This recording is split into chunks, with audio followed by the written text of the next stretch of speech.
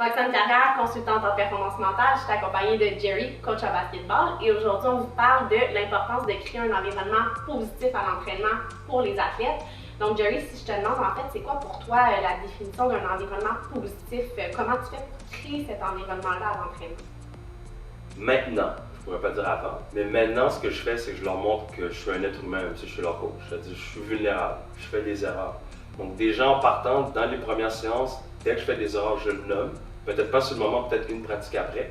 Donc ils voient que lorsque je leur dis qu'en fait, c'est normal de faire des erreurs, mais moi je suis capable de le faire, c'est plus facile pour eux après de le faire. J'ai remarqué que ça fonctionne pour l'instant. Oui. Donc, de vraiment être davantage centré sur l'apprentissage, la progression de l'athlète et non la performance ou le résultat.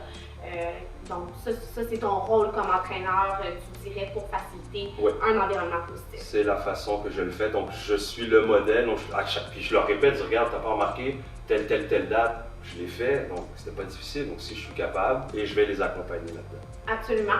Donc, ça nous amène en fait à notre premier point, une première stratégie pour créer cet environnement-là, c'est vraiment de créer une culture à l'entraînement où l'athlète n'a pas nécessairement peur d'échouer, d'essayer des nouvelles choses, dans la mesure où l'objectif, comme je dis, c'est de progresser et non de réussir un mouvement, un jeu, etc. Donc, créer ce contexte-là à l'entraînement.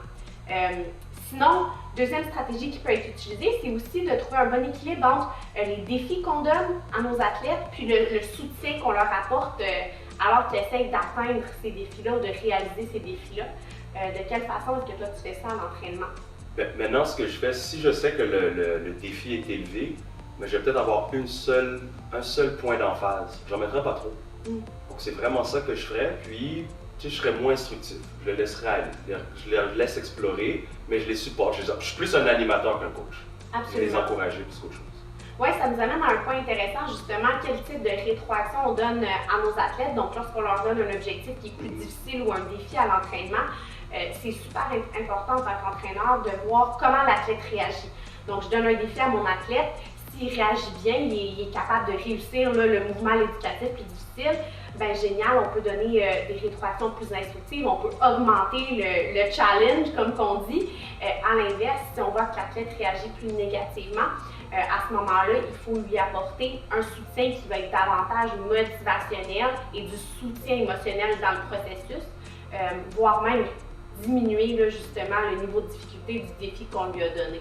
Donc vraiment trouver cet équilibre-là entre défi et soutien que l'entraîneur peut lui apporter. Je vais te donner un exemple d'un athlète. Donc si par exemple à l'entraînement, tu donnes un certain défi à un athlète et que tu vois qu'il y a de la difficulté à atteindre ce défi-là, en fait, peut-être que c'est un athlète qui a l'habitude de réussir, un athlète pour qui les choses lui viennent peut-être un peu plus facilement. À ce moment-là, l'athlète vit peut-être une certaine frustration de ne pas être capable là, d'accomplir son défi du premier coup. Donc, ça va être peut-être important à ce moment-là de lui apporter un soutien là, dans le processus.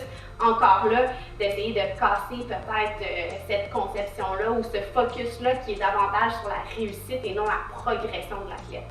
Et c'est là que je vois pourquoi c'est important de développer une relation avec l'athlète, parce que justement, quand ça arrive, moi dans mon sport, on est 12 à 15 athlètes, je peux pas, ça ne veut pas dire que ça fonctionne avec un, que ça fonctionne avec les 12. Donc, si tu n'as pas, je pense qu'il y a un prérequis, c'est de développer cette relation-là, parce que quand ils sont dans cette zone où ils ont la misère avec leurs émotions, il faut être capable de les désamorcer. La seule façon, c'est d'avoir ce lien-là avec eux. Absolument. Dernier point, là, développer une relation avec l'athlète où l'athlète sent qu'il peut venir aussi chercher de l'aide. Il peut venir te poser des questions, donc d'avoir une bonne relation avec l'athlète. C'est vrai. Puis je pense qu'une des stratégies aussi que je fais souvent, quand ils échouent, ils ne comprennent pas, je dis mais qu'est-ce que tu as compris? Puis j'ai remarqué qu'on est capable de faire un bout de chemin, puis ils remarquent que ok, ben finalement j'avais bien compris, il avait juste besoin d'être sécurisé. Absolument. Super, merci beaucoup. Merci à toi.